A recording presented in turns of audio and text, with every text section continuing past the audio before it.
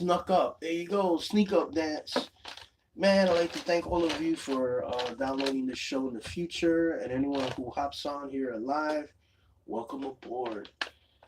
Man, we got a couple of, I think we got 45 more minutes till October 12th, 2025, here in Manhattan Territory, um, Lenape, Ramapo. So just want to thank all of you for hanging in there in this end of the year.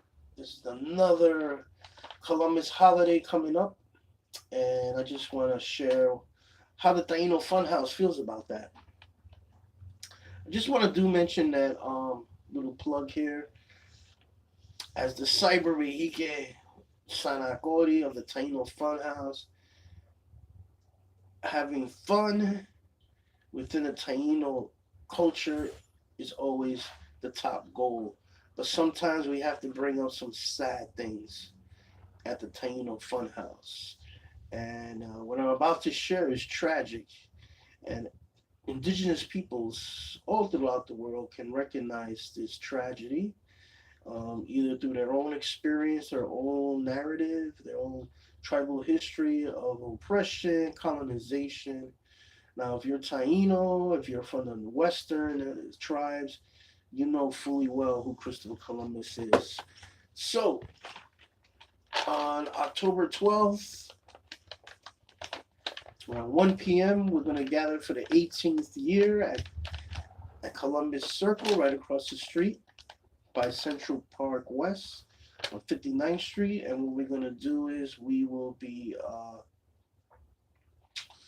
honoring the ancestors for the 18th year. There's some people that are dedicated, and they'll be coming tomorrow. I know there's a Northeasterner coming up here in New York City, so if you do decide to come, please dress appropriately. Get your hoodies on, get your raincoats, your galoshes. We're gonna be ready, but we'll be out there. You know, Waban Sesh. You know the Waban Sesh is on our side, so just be careful out there. And and why do we remember the ancestors, especially ancestors of 1492 and beyond? Why do we even gather at Columbus Circle? Well, this is why we do it. It's not only to remember the murders and the atrocities, but also to remember that we're still here.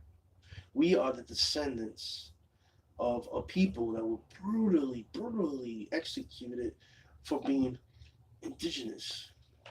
And who started this whole thing? Let me just read some points so I don't ramble on here. What did Christopher Columbus bring to the West? Just a quick summary. Um, Immediately when he landed in the Bahamas in 1492, October 12th, and so on, he met a beautiful people, the Taino people, um, and immediately, right, things started working in his brain.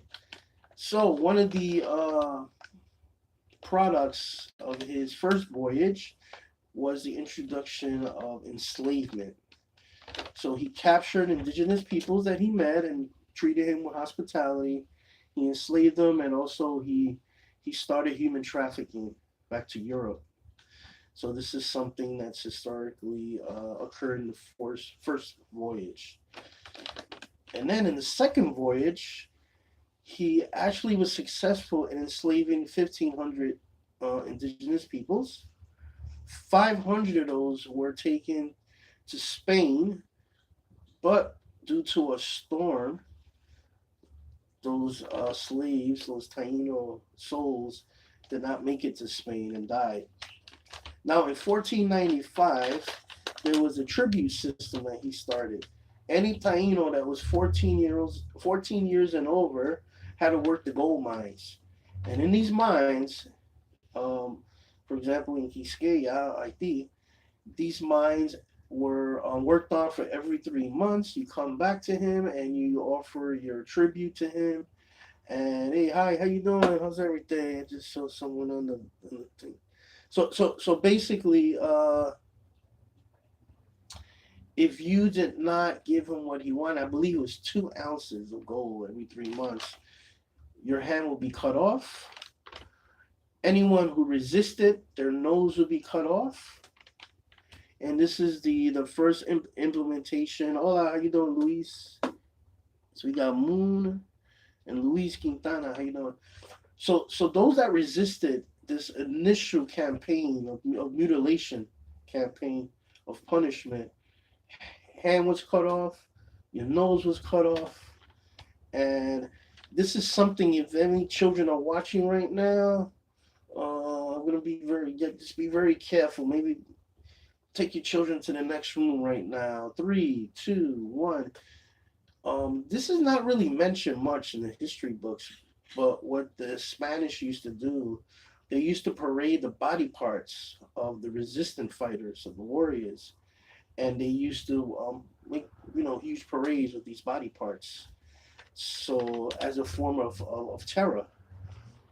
And also, this is something that's been well documented, actually bragged about, when the warriors used to resist the colonists. Those that were captured were tied to trees on their arms, and then they will put honey on their calves. And then the war dogs, the Matisse dogs, will be let loose. And sometimes they weren't even given food 3 or 4 days. They're starving to death. And then they rip open the calves filled with honey. And this was done all in the plaza, or in the bate, as we called it. So, 8 words. Yeah. I know the hell, right? Also, according to historians, there were a lot of. I heard worse. There you go. Yes, definitely. If you want to write it down, you can write in the comments. Definitely. There was also reports of mass suicides. Oh, you're a kid. Oh, so you don't want to. Okay, sorry. I understood that there were worse atrocities during the 1400s, but oh yeah, there's a lot of stuff on the streets right now. So yeah, so the mass suicides, not too good, not too good. There were many speculations of women and men taking their lives, the indigenous men and women, because they just did not want to live the they did not want to live the hold on. They just didn't want to live under the oppression, the cruel oppression of Christopher Columbus and the Spanish crown. Now, another thing that was brought in there by Columbus and his goon squad, and he even commented on it, sexual slavery. Okay, there was a lot of sex trafficking that went on. So if you were 9 to 10 years old, you were sex traded. And Columbus did speak about a place where he went, and he actually saw one of the big the auctions. Um, so this was rampant, the sex trade. So raping of children was something that was commonplace, and the enslavement of women. If you look at the early wars between the Taino chiefs and the Spanish, it's always about rape. So what does Christopher Columbus bring to the New World in their language, not mine, not indigenous language? He brings tyrannical rule, cruelty of government, and public torture. And this went on for many years until, believe it or not, the Queen Isabel, she passed some laws to protect the indigenous peoples. Unfortunately, none of these laws were enforced. But finally, it got so bad that even the colonists were like, yo, we got to get this guy out of here. And Columbus was arrested, brought back to Spain in chains. He actually died in disgrace. He didn't, the money he made was lost. He could not claim the profits and so on. His children sued. They tried their best. But he was a failure, and I'll go on record. Christopher Columbus was a failure. He was a brutal failure. Um, Years later, after his death, his children tried to, they sued the crown for 20% of the riches. that were enjoyed and celebrated by the crown, the Spanish crown. But guess what? They didn't get any of the money as well. Could it be karma? I don't know. But we still feel. Oh, sorry, bro. All right, man, Luis. Thank you for hanging in there and listening to this. So tomorrow, Central Park West by Merchants Gate, right across the street from Christopher Columbus statue on the Columbus Circle. We're gonna honor 18th year, um, praying for those victims that died under this dictator, this tyrannical leader who just cared about wealth, his own personal wealth, and also the wealth of the invaders. Still here. Tomorrow's gonna be a huge storm. I hear the northeastern is coming out. If you do, if you do gonna come out, we're gonna be doing some saging and purifying. We're gonna have a ceremony at 1 o'clock, right across the street by Merchants Gate, right across the street from the school, from the circle.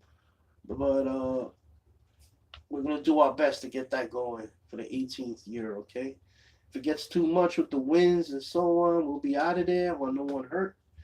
But if you do decide to come, please bring your raincoat, bring your galoshes, all your protections, and hey, we're gonna do this as best as we can. So here's some crazy stuff about Christopher Columbus. But the most important part, what I want you to come out with all this that I'm sharing right now, the ceremony for tomorrow, is that the Taino and Indigenous peoples, we are still here. Thank you.